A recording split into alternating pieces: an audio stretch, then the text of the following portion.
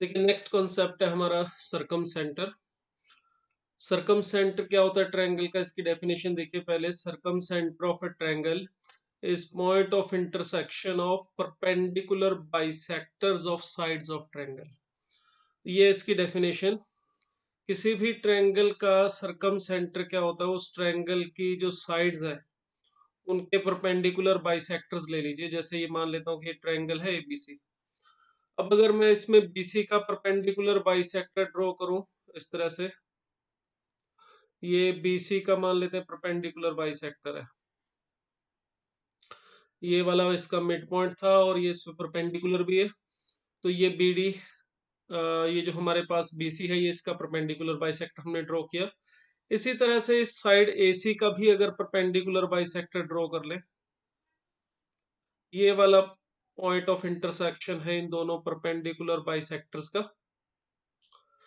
दो का ही काफी है वैसे, अगर आप तीसरे का लेना चाहते हैं तो भी कोई समस्या नहीं है। तीसरी साइड का भी अगर हम परपेंडिकुलर बाइसेक्टर ले ले तो भी वो इसी पॉइंट में से ही पास करता है। तीनों के तीनों परपेंडिकुलर बाइसेक्टर जिस पॉइंट पे से इंटरसेक्ट करते हैं उस पॉइंट को कहते हैं सरकम सेंटर। इसे सरकम सेंटर क्यों कहते हैं? क्योंकि इस पॉइंट का, इसको चलिए नाम ओ दे देते हैं। इस पॉइंट का जो डिस्टेंस होता है वो तीनों वर्टिसेस से सेम होता है। उसका कारण क्या है देखिए, अगर आप कोई भी लाइन सेगमेंट लेते हैं, जैसे ये ए बी लाइन सेगमेंट मैंने लिया, अगर हम इसका परपेंडिकुलर बाइसेक्टर ड्रॉ करें तो आपने प्रॉपर्टी 10th क्लास में पढ़ी होगी, किसी भी लाइन सेगमेंट का अगर परपेंडिकुलर बाइसेक्टर ले, उसके ऊपर कहीं पर भी कोई पॉइंट लेते हैं, उस पॉइंट का जो डिस्टेंस है दोनों वर्टिसेस ए और बी से सेम रहता है। अब देखिए ये जो पॉइंट ओ है हमारा, ये ए सी के परपेंडिकुलर बाइसेक्टर पर है, इस वजह से ये ए और सी से सेम डिस्टेंस पर रहेगा। मतलब ये जो डिस्टेंसेस हैं ओ ए और ओ सी, ये सेम होंगे क्योंकि ये ए सी के परपेंडिकुलर बाइसेक्टर पर है। ये बीसी के परपेंडिकुलर बाइसेक्टर के ऊपर भी, इसलिए इसका जो डिस्टेंस है बी और सी से, यानी ओबी से और सी, ओबी और ओसी ये दोनों भी इक्वल रहेंगे। इसका मतलब हुआ कि इस पॉइंट का जो डिस्टेंस है तीनों के तीनों वर्टिसेस से इक्वल है। अगर इस पॉइंट का सरकम सेंटर, जिसे हम बोल रहे हैं point of intersection of perpendicular bisector, इसका अगर इन तीनों साइड से डिस्टेंस बराबर है तो इस पॉइंट को अगर हम सेंटर मान के एक सर्कल बनाए तो वो जो सर्कल है हमारा तीनों वर्टिसेस में से पास करता है। और ये जो सर्कल बनता है जो इसके तीनों वर्टिसेस में पास कर रहा है, इसको बोलते हैं सरकम सर्कल। सरकम सर्कल। और इसका जो सेंटर होता है ओ, इसे हम कहते हैं सरकम सेंटर। ओ जो है हमारा पॉइंट, इसे नाम दे देते हैं सरकम सेंटर। ये सर्कल का, सरकम सर्कल का सेंटर होता है। और ये ओ ए, ओ बी और ओ सी, ये तीनों लेंथ बराबर होती है। ये सर्कल का रेडियस होता है, इसे हम कैपिटल आर से डिनोट करते हैं। और इस कैपिटल आर को हम नाम देते हैं सरकम रेडियस। सरकम रेडियस।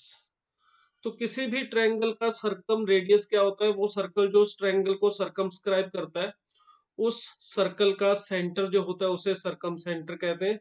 ये तीनों साइड्स के परपेंडिकुलर बाइसेक्टर्स का पॉइंट ऑफ इंटरसेक्शन होता है। तो अगर हमें सरकम सेंटर फाइंड आउट करना है तो इसके लिए मैंने जो भी इसकी डेफिनेशन और ये जो प्रॉपर्टी बताई, ये हमारे पास दो इंफॉर्मेशन है इसका सरकम सेंटर ढूंढने के लिए। आपको अगर सरकम सेंटर ढूंढना हो किसी ट्रायंगल का, तो पहला जो तरीका है कि ओ का जो सरकम सेंटर है उसका डिस्टेंस तीनों वर्टिस सेम होगा। इसको यूज करके हम सरकम सेंटर ढूंढ सकते हैं। इसके ऊपर अभी एक एग्जांपल करेंगे हम। या फिर हम इसके साइड्स के परपेंडिकुलर बाइसेक्टर्स अगर फाइंड आउट कर लें, जो हम स्ट्रेट लाइंस की इक्वेशन में पढ़ेंगे कि किस तरह से फाइंड आउट किया जाता है। अगर मैं इस बीसी और एसी दोनों में से, तीनों में से किसी दो परपेंडिकुलर बाइसेक्टर की इक्वेशन फाइंड आउट कर लूं, उससे सॉल्व करके भी सरकम सेंटर ढूंढ सकते हैं, जो हम स्ट्रेट लाइन में पढ़ेंगे अभी। तीसरा तरीका भी है मगर वो हम यूज नहीं करते, ये है हमारा मेथड नंबर 3 सरकम सेंटर को ढूंढने का। अगर हमें ट्रायंगल का सरकम सेंटर ढूंढना है, उसके लिए ये एक फार्मूला है जो देखिए सामने लिखा हुआ है आपके। जो इन सेंटर वाला फार्मूला था उसमें बस स्मॉल एबीसी की जगह पे sin 2a sin 2b और sin 2c को रिप्लेस कर दिया गया। मगर ये फार्मूला सिर्फ आपको मैंने जानकारी के लिए बताया, इसका यूज हम नहीं करेंगे क्योंकि इसके लिए हमें sign 2a sign 2b sign 2c ढूंढना पड़ेगा, जो कि ज्यादा लेंथी प्रोसेस होता है। अगर हमें सरकम सेंटर फाइंड आउट करना है तो इसके लिए भी जो आपको प्रॉपर्टी बताई कि ओ का जो डिस्टेंस तीनों साइड से बराबर है, यानी O A is equal to O B is equal to O C, इसका यूज करके भी आसानी से सरकम सेंटर फाइंड आउट किया जा सकता है।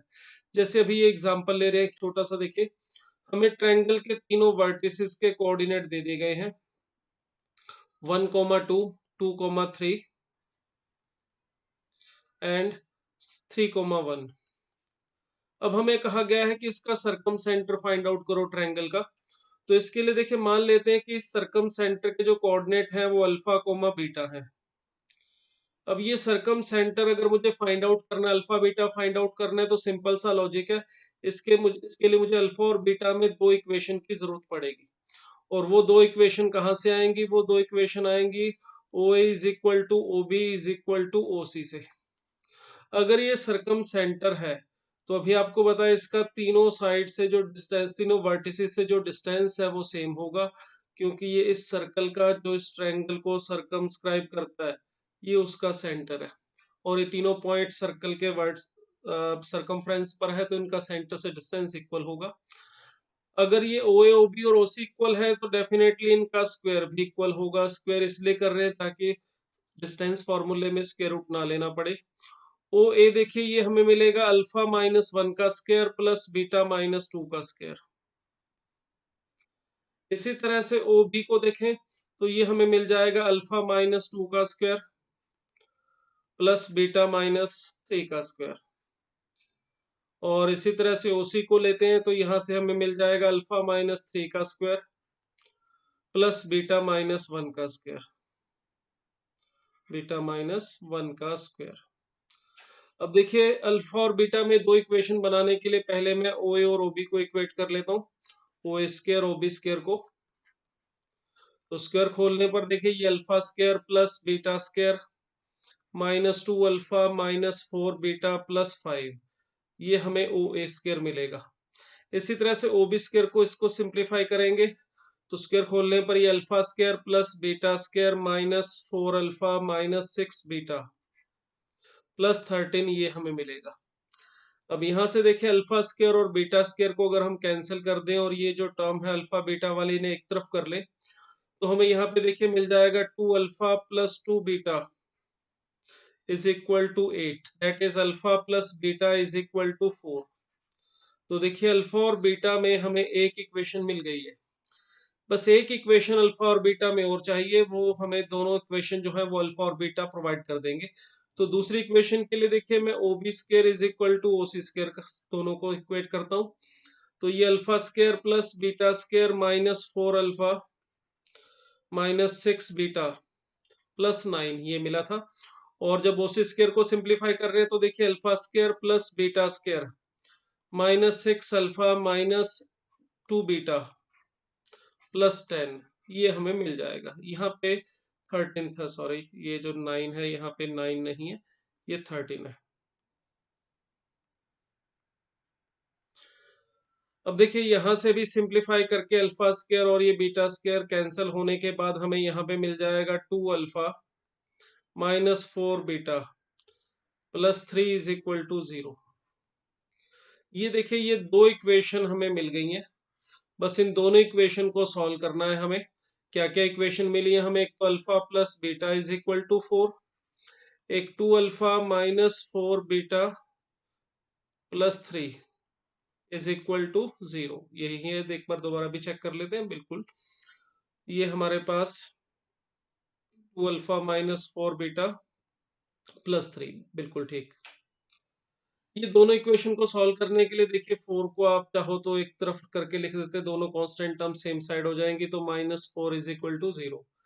इसे देखिए कोफिशिएंट इक्वेट करने के लिए मैं 4 से मल्टीप्लाई कर लेता हूं तो 4 alpha plus 4 beta minus 16 is equal to 0। ये दोनों को ऐड कर देते हैं, इससे बीटा कैंसिल होकर 6 alpha minus 13 is equal to 0। देखिए अल्फा की वैल्यू मिल रही है हमें 13/6। इसी तरह से बीटा की वैल्यू फाइंड आउट करनी है तो फर्स्ट इक्वेशन को ले लेते हैं, तो वहां से बीटा की वैल्यू आ रही है अपने पास 4 माइनस अल्फा, तो 4 माइनस 13/6 सिंप्लीफाई करेंगे, देखिए 11/6 आ रहा है। तो ये जो अल्फा और बीटा हमें मिल रहा है ये सरकम सेंटर है हमारा, और ये हमें मिल गया है 13/6 एंड 11/6। तो इस तरह से अगर हमें ट्रायंगल के तीनों वर्टिसेस प्रोवाइड कर रखे हो तो हम सरकम सेंटर फाइंड आउट कर सकते हैं। उसके लिए हमने सिंपल सी जो इसकी प्रॉपर्टी है उसका यूज किया है कि सरकम सेंटर का जो डिस्टेंस है तीनों वर्टिसेस इक्वल होता है, तो square is equal to OB square is equal to OC square, इसका यूज करके सरकम सेंटर हमने फाइंड आउट कर लिया, जो ये मिला हमें 13/6 एंड 11/6। नेक्स्ट देखिए इसकी कुछ और प्रॉपर्टी सरकम सेंटर की। जैसे हमने ऑर्थो सेंटर के लिए बात की थी, इसी तरह से सरकम सेंटर के लिए ट्रायंगल के ऊपर डिपेंड करता है सरकम सेंटर कहाँ लाई करेगा। तो पहली प्रॉपर्टी ये कहती है कि अगर हमारी एक्यूट एंगल ट्रायंगल है तो सरकम सेंटर हमेशा उसके अंदर लाई करेगा। अभी हमने डायग्राम भी बनाया, अगर आप एक्यूट एंगल ट्रायंगल लेते हैं तो उस केस में जो तीनों के तीनों परपेंडिकुलर बाइसेक्टर्स हैं वो सर्कल के अंदर ही कट करते हैं। सरकम सर्कल जो बनता है हमारे पास उसका सेंटर जो होता है वो ट्रायंगल के अंदर आता है अगर एक्यूट एंगल ट्रायंगल है। बट अगर ऑब्ट्यूस एंगल ट्रायंगल हो, देखो ये कुछ इस तरह से ट्रायंगल है, ये मैंने बनाई है ऑब्ट्यूस एंगल ट्रायंगल, इसका अगर हम सरकम सर्कल बनाएंगे तो सरकम सेंटर जो है हमारा वो ट्रायंगल के बाहर निकल जाता है, यहाँ पर लाई करता है।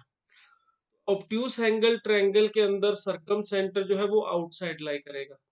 और अगर राइट एंगल ट्रायंगल ले ले, ये देखिए ये राइट एंगल ट्रायंगल है हमारी एक, जिसमें ये एंगल हमने 90 डिग्री लिया है।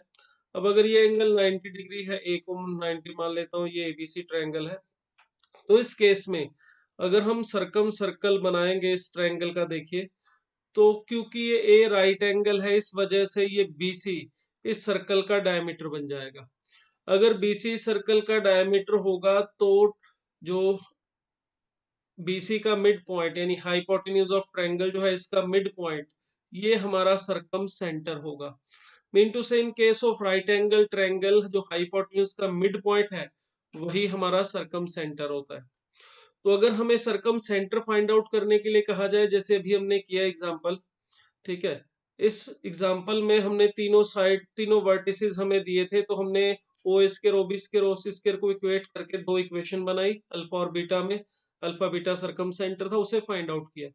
इसको इस तरह से करना पड़ा हमें क्योंकि यहाँ पे ये जो ट्रायंगल है हमारे पास ये राइट एंगल ट्रायंगल नहीं है। क्यों नहीं है, आप इसको चेक भी कर सकते हो, देखो इस केस में ये राइट एंगल ट्रायंगल नहीं थी।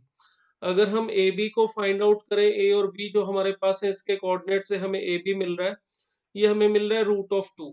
इसी तरह से बी सी भी हमें मिल रहा है, और इसकी जो वैल्यू आ रही है बी सी की वो आ रही थी √5। और ए सी ये भी हमें मिल जाएगा, और ये वाली वैल्यू भी हमारे पास ये √4 √5 ही आ रही है। तो ये जो ट्रायंगल थी हमारे पास ये राइट एंगल ट्रायंगल नहीं है, चेक कर सकते हैं, पाइथागोरस एप्लीकेबल नहीं था इसमें। अगर हमें पहले ये पता चल जाए कि ट्रायंगल राइट एंगल है तो इतना जो प्रोसेस था उसको लंबा जाने की बजाय शॉर्ट मेथड से मिड ऑफ हाइपोटेन्यूज से हम ट्रायंगल का सरकम सेंटर फाइंड आउट कर सकते हैं। अभी जैसे ये एग्जांपल लिया था, अब एक और एग्जांपल ले लेते हैं। देखिए ये तीनों वर्टिसेस अब हम हमारा ट्रायंगल के वर्टिसेस हमें दे रखे हैं। अब अगर हम यहाँ से ए बी फाइंड आउट करें, देखिए तो ए बी हमारा यहाँ से मिल रहा है 12, बी सी अगर फाइंड आउट करें तो इसकी वैल्यू 5 आ रही है, और ए सी की वैल्यू फाइंड आउट करके देखिएगा 13 आ रहा है। ये हमने एग्जांपल पहले भी किया हुआ है। तो इस केस में ये साफ साफ दिखाई दे रहा है कि ये पाइथागोरस थ्योरम की जो कंडीशन है उसे सेटिस्फाई कर रहे हैं। ये ए सी जो हमारे पास है ये 13 है, और ये जो ए बी है ये 12 है, और ये बी सी है 15। बी पॉइंट के कोऑर्डिनेट है -1,0, ए के कोऑर्डिनेट है -1,12, और सी पॉइंट के कोऑर्डिनेट है 4,0। अब यहाँ पे ये दिखाई दे रहा है क्योंकि ये पाइथागोरस है, क्योंकि ए सी का स्क्वायर देखिए 13 का square is equal to B C square plus A B square है। तो अगर ये राइट एंगल ट्रायंगल है तो इस केस में हमें अगर फाइंड आउट करने के लिए कहा जाए सरकम सेंटर, तो हमें कुछ भी नहीं करना है, सिंपली मिड पॉइंट ढूंढ लेना है हमें हाइपोटेन्यूज का, दैट इज एसी का। तो एसी का जो मिड पॉइंट होगा, मिड पॉइंट ऑफ एसी, ये हमें मिलेगा यहाँ पे 3/2 एंड 12/2, दैट इज 3/2, 6। ये हमारा मिड पॉइंट है हाइपोटेन्यूज का, यानी कि सर्कल के डायमीटर का। तो सर्कल के डायमीटर का मिड पॉइंट मतलब ये हमारा सरकम सेंटर है। तो देखिए इस केस में सरकम सेंटर ढूंढने के लिए हमें वो अल्फा बीटा के अंदर दो इक्वेशन बनाने की जरूरत नहीं है, सीधा सीधा हाइपोटेन्यूज जो है हमारा, उसका मिड पॉइंट जो होगा वही सरकम सेंटर होगा। तो इस तरह से हम इसको फाइंड आउट कर सकते हैं। ठीक है, तो ये हमारे पास प्रॉपर्टीज थी सरकम सेंटर, और ये कुछ एग्जांपल हमने इसके लिए किए।